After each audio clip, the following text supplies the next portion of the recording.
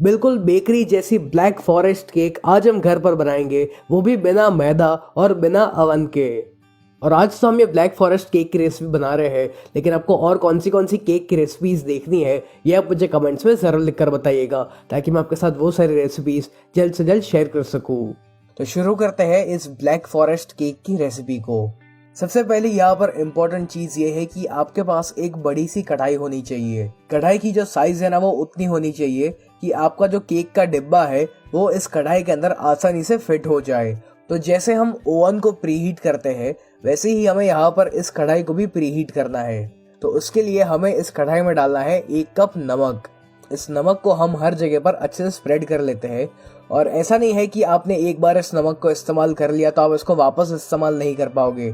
आप जितनी भी बार बेकिंग करोगे तो आप इसी नमक को बार बार यूज कर सकते हो। अब हमें यहाँ पर इस कढ़ाई को ढक कर इसे हाई फ्लेम पर 10 मिनट के लिए गर्म होने देना है। और जब तक ये जो कढ़ाई है ये गर्म होती है तब तक हम केक का बैटर बनाएंगे। तो इस बैटर को बनाने के लिए सबसे पहले हमें यहाँ पर लेना है 1 कप मिल्क। और ये जो मिल्क है ये रूम टेम्परेचर पर होना चाहिए। अब हम इस मिल्क में ऐड करेंगे 2 टीस्पून विनेगर।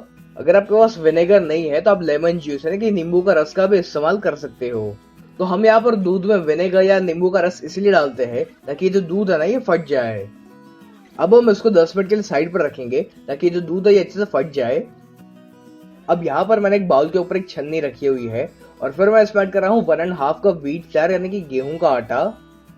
फिर हम इसमें ऐड करेंगे आधा कप कोको पाउडर। यहाँ पर आधा कप से ज्यादा कोको पाउडर का इस्तेमाल मत कीजिएगा वरना आपकी जो केक है ना वो बहुत ही कड़वी बनेगी। फिर हमें यहाँ पर ऐड करनी है 1 कप कैस्टर शुगर, या आप चाहो तो पीसी हुई चीनी यानी कि पाउडर्ड शुगर का भी इस्तेमाल कर सकते हो। अगर आपके पास पाउडर्ड शुगर भी नहीं है तो आप नॉर्मल वाली चीनी को मिक्सी में डालकर उसको अच्छे से पीस लीजिए। अब हमें यहाँ पर इसमें ऐड करना है 1 टीस्पून बेकिंग सोडा। आप चाहो तो यहाँ पर बेकिंग सोडा और बेकिंग पाउडर दोनों मिला सकते हो। फिर हम इसमें ऐड करेंगे आधा टीस्पून कॉफी पाउडर। यहाँ पर कॉफी पाउडर डालने से जो केक का कलर है ना वो काफी अच्छा आता है, इसलिए यहाँ पर मैं थोड़ा सा कॉफी पाउडर ऐड कर रहा हूँ इसमें। अब हमें इन सारी चीजों को एक बार अच्छे से छान लेना है और अगर इसमें कोई भी लम्स हो ना तो उसको भी आप निकाल लीजिए। देखिए यहाँ पर मैंने इसको अच्छे से छान लिया है। तो अब हम इन सारी चीजों को एक बार मिला लेते हैं। अब हमें यहाँ पर सारे वेट इंग्रेडिएंट्स इसमें डालने हैं। तो पहले मैं यहाँ पर इसमें ऐड कर रहा हूँ आधा कप ऑयल और मैं यहाँ पर रिफाइंड ऑयल का इस्तेमाल कर रहा हूँ। फिर हमें यहाँ पर इसमें ऐड करना है 1 टीस्पून वेनिला एसेंस, या आप वेनिला एसेंस के बदले यहाँ पर चॉकलेट एसेंस का भी इस्तेमाल कर सकते हो। अब जिस दूध को हमने साइड पर 10 मिनट के लिए रेस्ट करने के लिए रखा था वो अच्छे से फट चुका है। तो अब हमें इस दूध को इस बैटर में मिलाना है। तो इस दूध को हम इस बैटर में थोड़ा थोड़ा करके ही ऐड करेंगे। अब यहाँ पर एक इलेक्ट्रिक बीटर की सहायता से हमें इन सारी चीजों को अच्छे से मिला लेना है। तो पहले आप इसको ऐसे मैन्युअली ही मिलाइए, क्योंकि अगर आप यहाँ पर बीटर को ऑन करोगे तो जो कोको पाउडर का जो मिक्सचर है ना पूरा वो सारा का सारा आपके मुंह पर आ जाएगा। तो पहले इसको ऐसे मिक्स कीजिए और उसके बाद ही बीटर को ऑन कीजिएगा। ये देखिए यहाँ पर मैंने इस बैटर को थोड़ा सा बीट कर लिया है। तो जो बाकी का बचा हुआ दूध था ना वो भी हम इसमें ऐड कर लेते हैं। अब हम इन सारी चीजों को एक बार वापस बीट करेंगे। ये देखिए यहाँ पर जो बैटर है ये ऑलमोस्ट बनके रेडी हो चुका है। ये जो बर्तन की साइड पर जो भी बैटर लगा हुआ है ना उसको भी आपको इसमें अच्छे से मिला लेना है। ये देखिए यहाँ पर हमारा जो केक बैटर है ये बनके रेडी हो चुका है और इसकी जो कंसिस्टेंसी है यानी कि इसका जो गाढ़ापन है ना ये बिल्कुल ऐसा होना चाहिए। तो अब हमें इस बैटर को तुरंत एक केक टिन में ट्रांसफर करना है। याद रखें कि आप यहाँ पर जिस भी डब्बे का इस्तेमाल कर रहे हो वो स्टील का नहीं होना चाहिए बल्कि वो एल्यूमिनियम का होना चाहिए, क्योंकि अगर आपने यहाँ पर स्टील का डिब्बा लिया और फिर हम उसको कढ़ाई में रखकर गर्म करेंगे तो जो स्टील का डिब्बा है वो काला पड़ जाता है। तो इसीलिए यहाँ पर आपको एल्यूमिनियम का डिब्बा इस्तेमाल करना है। तो पहले तो हम इस केक टिन को तेल से अच्छे से ग्रीस कर लेते हैं ताकि जब हमारी केक बनकर आए तो वो इसमें से आसानी से बाहर निकल पाए।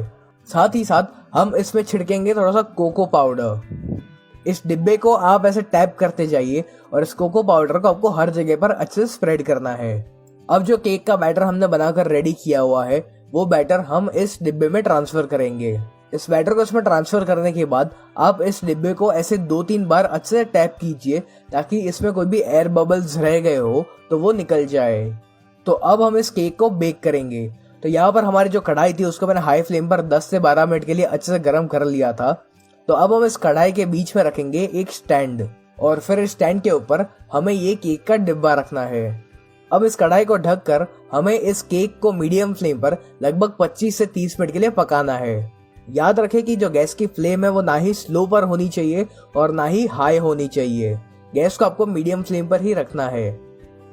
और जिनके पास ओवन है वो पहले ओवन को 180 डिग्री पर 10 मिनट के लिए प्रीहीट कर लीजिए, और फिर जब ओवन प्रीहीट हो जाए उसके बाद केक को इसमें रख कर आपको इसे 20 से 25 मिनट के लिए 180 डिग्री पर पकाना है। चलिए यहाँ पर लगभग 25 मिनट हो चुकी है, तो अब हम एक बार चेक कर लेते हैं कि हमारी केक बेक हो चुकी है या नहीं। तो इसको चेक करने के लिए हम इसके अंदर एक टूथपिक या फिर एक स्क्यूअर या फिर एक चाकू इंसर्ट करेंगे, और अगर आपकी टूथपिक या चाकू साफ निकलता है तो इसका मतलब यह है कि आपकी केक अच्छे से बेक हो चुकी है। लेकिन जैसे कि आप यहाँ पर देख सकते हो कि अभी इस टूथपिक के साथ साथ काफी सारा बैटर बाहर आ रहा है, तो इसका मतलब यह है कि ये जो केक है ये अभी भी अंदर से कच्ची है। तो इसीलिए हम इसको वापस ढककर और 5 मिनट के लिए पकाएंगे। मेरी केक को यहाँ पर अच्छी तरीके से बेक होने में लगभग 30 मिनट लगी थी। तो अब जैसे कि आप यहाँ पर देख सकते हो कि जब मैं इसमें टूथपिक इंसर्ट कर रहा हूँ तो ये एकदम ही साफ बाहर आ रही है। तो इससे हमें ये पता चलता है कि ये जो केक है ये अंदर से भी अच्छी तरीके से बेक हो चुकी है। आप चाहो तो केक की जो साइड होती है ना उसको भी एक बार चेक कर लीजिए। चलिए अब हम इस केक को बाहर निकाल लेते हैं, और साथ ही साथ ये जो स्टैंड है इसको भी हम बाहर निकाल लेंगे। अब ये जो नमक है इसको आप फेंक मत देना, इसको आप एक डिब्बे में भर कर रखिए, और जब भी नेक्स्ट टाइम आप केक वगैरह बनाओगे तो आप इसको वापस इस्तेमाल कर सकते हो। अब हमें यहाँ पर इस केक को पूरी तरीके से ठंडा होने देना है। यहाँ पर जल्दबाजी मत करिएगा, क्योंकि अगर केक गरम गरम होगी और आप इसको निकालने जाओगे तो आपकी केक ठीक से निकलेगी नहीं और वो बिखर सकती है। तो इसीलिए इसको पूरी तरीके से ठंडा होने दे। और जब तक ये केक ठंडी होती है तब तक हमें यहाँ पर चेरी का सिरप रेडी करना है। तो इस चेरी के सिरप को बनाने के लिए हमें यहाँ पर लेना है 3/4 कप पानी, और फिर हम इसमें ऐड करेंगे 1/4 कप शुगर यानी कि चीनी। अब हमें यहाँ पर इस चीनी को पूरी तरीके से पिघलने देना है, और जब चीनी एक बार पिघल जाए उसके बाद आपको यहाँ पर इसमें डालना है चॉप की हुई चेरीज। अब हमें यहाँ पर इन चेरीज को तब तक पकाना है जब तक ये जो चाशनी है इसमें एक उबाल नहीं आ जाता। जैसे कि आप यहाँ पर देख सकते हो कि इसमें एक उबाल आ चुका है, यानी कि हमारा जो चेरी का शुगर सिरप है वो रेडी है। तो इसको हम बाहर निकाल लेंगे और इसको हमें पूरी तरीके से ठंडा होने देना है। फिर मैंने यहाँ पर चेरीज को और जो शुगर सिरप है उन दोनों को अलग अलग सेपरेट कर लिया। अब हमें यहाँ पर थोड़ी सी चॉकलेट शेविंग्स चाहिए, यानी कि ग्रेट की हुई चॉकलेट चाहिए। तो इसके लिए हमें यहाँ पर चाहिए 100 ग्राम डार्क चॉकलेट, और इस डार्क चॉकलेट को हम एक पीलर की सहायता से या फिर एक चाकू की सहायता से या फिर एक ग्रेटर से हम इसको अच्छे से पील करेंगे, ताकि इसमें से हमें छोटी छोटी चॉकलेट शेविंग्स मिल जाए। और जो चॉकलेट की शेविंग्स है ये हमको काम आएगी हमारी ब्लैक फॉरेस्ट केक को डेकोरेट करने में। चलिए ये चॉकलेट शेविंग्स रेडी है, तो इनको हम फिलहाल साइड पर रखेंगे। तो अब हम ये देखेंगे कि व्हिपिंग क्रीम कैसे बनानी है। सबसे पहले हमें यहाँ पर चाहिए 300 ml व्हिपिंग क्रीम। ये जो व्हिपिंग क्रीम है ना ये आपको किसी मॉल में से या किसी बेकरी स्टोर में से मिल जाएगी। यहाँ पर आपको एक चीज का ध्यान रखना है कि जो व्हिपिंग क्रीम है ना ये बहुत ज्यादा ठंडी होनी चाहिए। अगर आपकी ये जो व्हिपिंग क्रीम है ना ये बहुत ज्यादा ठंडी नहीं होगी तो ये अच्छे से व्हिप नहीं हो पाएगी। अब हमें यहाँ पर एक इलेक्ट्रिक बीटर की सहायता से इस क्रीम को अच्छे से बीट करना है जब तक ये थिक और स्टिफ नहीं हो जाती, और साथ ही साथ इसकी जो क्वांटिटी है ना ये भी 2-3 गुना ज्यादा बढ़ जाएगी। इसको आप लगातार बीट करते रहिएगा। पहले आपकी जो बीटर की स्पीड है वो स्लो पर होनी चाहिए और धीरे धीरे उसकी स्पीड को इंक्रीज करते जाइएगा। यहाँ पर हमारी जो क्रीम है ये अच्छे से व्हिप हो चुकी है। ये देखिए इसमें से स्टिफ पीक्स फॉर्म होने चाहिए। आपकी क्रीम अच्छे से व्हिप हुई है या नहीं ये चेक करने का एक और तरीका है, आप यहाँ पर एक पैलेट नाइफ या एक स्पैचुला लीजिए और फिर उसके ऊपर थोड़ी सी क्रीम लगाइए और उसको ऐसा पलट लीजिए। और इसको पलटने के बाद भी अगर आपकी क्रीम नीचे नहीं गिरती है तो इसका मतलब यह है कि जो व्हिपिंग क्रीम है ये रेडी है। अब यहाँ पर हमारी जो केक है वो पूरी तरीके से ठंडी हो चुकी है, तो अब हम इसके किनारों पर एक चाकू घुमाएंगे ताकि हमारी जो केक है वो डिब्बे में से आसानी से निकल पाए। वैसे तो हमने यहाँ पर इस डिब्बे को तेल से अच्छे से ग्रीस कर लिया था, इस वजह से जो केक है ये बहुत ही आसानी से निकल जाएगी। तो अब हम इसके ऊपर एक केक बोर्ड रखेंगे और इसको हमें पलट लेना है। फिर इस डिब्बे को आप ऐसे 2-3 बार मारिए ताकि ये जो केक है ये इसमें से निकल जाए। जैसे कि आप यहाँ पर देख सकते हो कि हमारी केक काफ़ी अच्छे से फूली हुई भी है और काफ़ी सॉफ्ट भी बनी हुई है।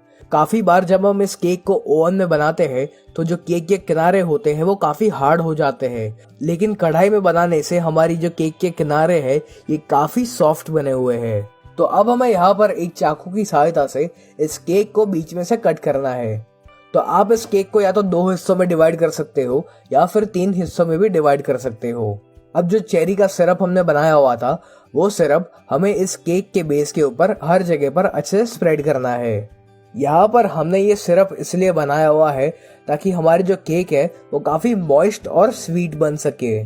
तो जिन सभी को इस बात की दिक्कत आती है कि उनकी केक काफ़ी ड्राई बनती है तो वो इस मेथड का इस्तेमाल करके अपनी केक को मॉइस्ट और स्वीट बना सकते हैं। अब जो व्हिपिंग क्रीम हमने रेडी की हुई थी वो क्रीम हमें इस केक के ऊपर अच्छे से लगानी है। और अब जो चेरीज के टुकड़ों को हमने शुगर सिरप में डालकर रखा हुआ था वो चेरीज हम इस केक के बेस के ऊपर हर तरफ अच्छे से लगाएंगे।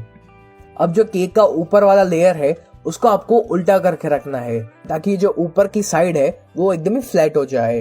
अब हमें यहाँ पर इस दूसरे वाले लेयर पर भी चेरी सिरप अच्छे से लगाना है। फिर जो व्हिप्ड क्रीम थी उस व्हिप्ड क्रीम को हमें इस केक के ऊपर अच्छे से स्प्रेड करना है। अब ये जो केक की साइड्स है यहाँ पर भी हमें व्हिप्ड क्रीम लगानी है। तो शुरू में आप थोड़ी सी ज्यादा व्हिप्ड क्रीम का इस्तेमाल करना, क्योंकि बाद में हम एक स्क्रैपर की सहायता से जो एक्सेस क्रीम लगी हुई है उसको बाहर निकालने वाले हैं। तो जैसे कि आप यहाँ पर देख सकते हो कि मैंने इस केक को व्हिप्ड क्रीम से अच्छे से कवर कर लिया है। तो अब इस केक के ऊपर काफी सारी व्हिप्ड क्रीम ऐसी लगी हुई है जो कि एक्स्ट्रा है। तो उसके लिए यहाँ पर हम एक स्क्रैपर की सहायता से वो सारी क्रीम को बाहर निकाल लेंगे और ऐसा करने से हमारी ये जो केक है ये एकदम ही स्मूथ हो जाएगी। अब मैंने यहाँ पर एक पाइपिंग बैग में थोड़ा सा चॉकलेट गनाश लिया हुआ है और इस चॉकलेट गनाश से मैं इस केक की बॉर्डर के ऊपर ऐसी ड्रिप्स बना रहा हूँ। अगर आपको ये देखना है कि चॉकलेट गनाश कैसे बनता है तो मैंने उसका वीडियो बनाया हुआ है और उसके वीडियो के लिंक मैं आपको नीचे डिस्क्रिप्शन बॉक्स में दे दूंगा। और अगर आपको यहाँ पर चॉकलेट गनाश का इस्तेमाल नहीं करना है तो फिर जो हर्शीज का चॉकलेट सिरप आता है आप उसका भी यहाँ पर इस्तेमाल कर सकते हो। अब इस केक को डेकोरेट करने के लिए मैं यहाँ पर ये स्टार टिप नोजल का इस्तेमाल कर रहा हूँ और इससे आप अलग अलग डिजाइन वगैरह बना सकते हो। तो आज मैं इस केक के ऊपर स्वर्ल्स बना रहा हूँ। तो ये जो स्वर्ल्स है इसको बनाने के लिए आपको पहले बाहर की तरफ एक सर्कल बनाना है और फिर आप अपने हाथ को बीच की तरफ लेकर आइए और आपकी ये जो स्वर्ल डिजाइन है ये बनकर रेडी हो जाएगी। तो इसी तरह पूरी केक के ऊपर हमें ये डिजाइन बनानी है। आप चाहो तो अपने पसंद अनुसार और कोई डिजाइन भी बना सकते हो। अब इस केक की नीचे की तरफ भी मैं एक बॉर्डर रेडी कर रहा हूँ और ये जो डिजाइन मैं बना रहा हूँ इसको कहते हैं शेल्स। इस डिजाइन को बनाने के लिए आपको एक जगह पर थोड़ी सी क्रीम लगानी है और फिर आप अपने हाथ को आगे लेकर जाइए और फिर हाथ को थोड़ा सा उठाकर आपको उसे पीछे लेकर आना है। अब जो चॉकलेट शेविंग्स हमने बनाए हुए थे वो चॉकलेट शेविंग्स हम इस केक के बीच में लगाएंगे और कुछ चॉकलेट के बड़े बड़े टुकड़े भी मैं यहाँ पर इसमें लगा रहा हूँ। यहाँ पर हमारी ब्लैक फॉरेस्ट केक ऑलमोस्ट बनकर रेडी हो चुकी है और सबसे आखिर में हमें इस केक के ऊपर थोड़ी सी चेरीज लगानी है। तो लीजिए यहाँ पर हमारी ये बहुत ही बढ़िया सी कढ़ाई में बनाई हुई ब्लैक फॉरेस्ट केक रेडी है। ये दिखने में बिल्कुल प्रोफेशनल बेकरी जैसी केक लगती है और जब आप इसको खाओगे ना तो आपको पता भी नहीं चलेगा कि आपने ये बिना मैदा के बनाई हुई है। तो अब हम इस केक को कट कर लेते हैं और देखते हैं कि ये जो केक है ये अंदर से कैसी दिखती है। तो है ना ये केक बिल्कुल बेकरी जैसी। तो कैसी लगी आपको ये ब्लैक फॉरेस्ट केक की रेसिपी और आपको और कौन सी केक की रेसिपीज देखनी है ये आप मुझे कमेंट्स में जरूर लिखकर बताइए।